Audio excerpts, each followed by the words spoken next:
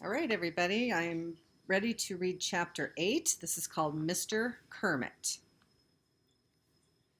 When breakfast is mustard on toast, that's a sure sign that it's time to go back to the grocery store. It means I've run out of butter and cream cheese and jam, and I'm digging into the condiment packs left over from my last McDonald's run.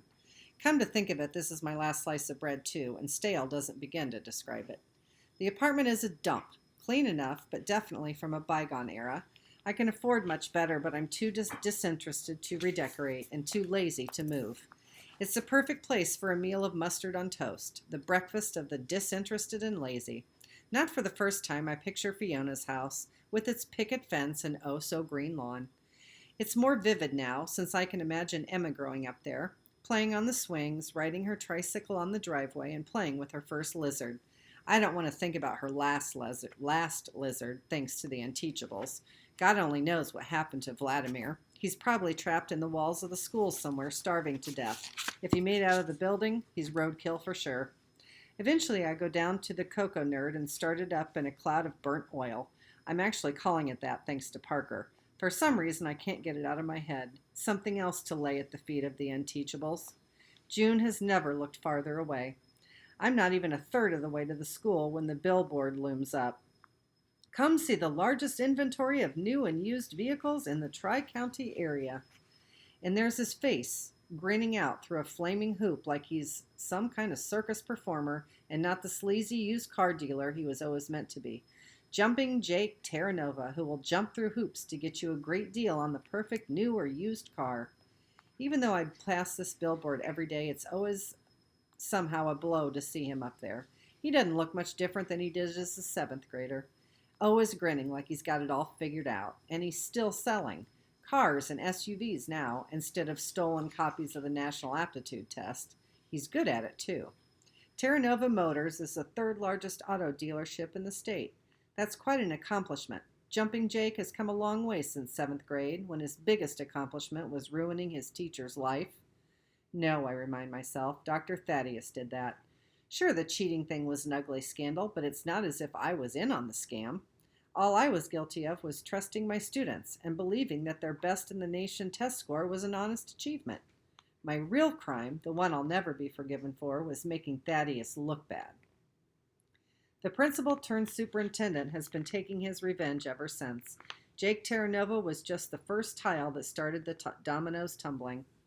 The giant dealership looms up on the left. I can't help it. I count how long it takes to pass the vast lots and showrooms. 14 full seconds at the speed of traffic. It isn't enough that the Terranova kid got away with his seventh grade shenanigans. Obviously, they gave him the formula for getting rich. He's rolling in money while the teacher he took down is living on bread and mustard and driving a cocoa nerd. Although the main reason I haven't replaced the car is that I blame all auto dealerships for Jake Terranova. I turn into the school lot where Parker's pickup truck is sprawled across the last two open spaces. Sure, give a middle school kid a driver's license. What could go wrong? Annoyed, I block the pickup in, making a mental note to keep the kid after school just long enough to beat him out here. I didn't pack a lunch, but I remember buying a falafel a couple days ago that I never got around to eating. It isn't on the passenger seat, so I try the glove compartment. No luck. Must have fallen on the floor and rolled under the seat when the car went over a bump. The cocoa nerd doesn't have much in the way of suspension. Bending over double, I reach around and pat the floor on the passenger side, and sure enough, I find the paper sack. But when I pull it out, there's a hole in the bag, and the falafel is half eaten and torn to shreds. I get on all fours and peer under the seat. It looks like somebody lost a leather wallet down there, and then it shifts. Two beady eyes peer out at me. I recoil in shock, slamming the back of my head against the dashboard. With a squeak of fear, the creature begins to scramble away, but I jam my hand in and grab it before it can escape through the hole in the floor. Breathing hard, I draw the little guy out and hold him against my chest. Vladimir, I presume. In answer, the gecko poops on my shirt. I sigh, unable to muster up any anger or even surprise. Vladimir is merely continuing a pattern of treatment that's been going on for 27 years. I brushed the tiny pellets away. So the fugitive lizard did make it out of the building. Not only that, but he managed to find the one car in the parking lot with a hole in the floor and a falafel just waiting to be feasted on. and he's been here for the past 18 hours, safe and sound, while the custodians scoured the school, listening to every wall with stethoscopes. Still toting the little beast, I get out of the car. I hold on pretty tight at first, but relax when I realize Vladimir isn't going anywhere. Why should he? He's eating the rest of my lunch as we enter the school. I'm actually looking forward to restoring Vladimir to his rightful owner. True, that's dangerously close to caring, but Emma is almost like my daughter from an alternative universe, her being Fiona's kid. The young teacher already thinks my class is a horde of barbarians, mostly because they are. This might get her to consider the possibility that I'm not to blame for it. As I approach room 115, her voice stops me in my tracks. I know teachers get burned out, Mom, but this is different. He's barely even alive. I teach right next door to him, and he doesn't open his mouth all day. Those poor kids are going to learn nothing because nobody's there to teach them. It's such a shame. I back up a step. She's stalking around the room, updating her bulletin boards with gold stars, holding her phone to her ear with one hunched shoulder. What she's saying hurts all the more because of who she's saying it to. A surge of resentment. What does Emma Fountain know about being burned out? She's barely older than the students.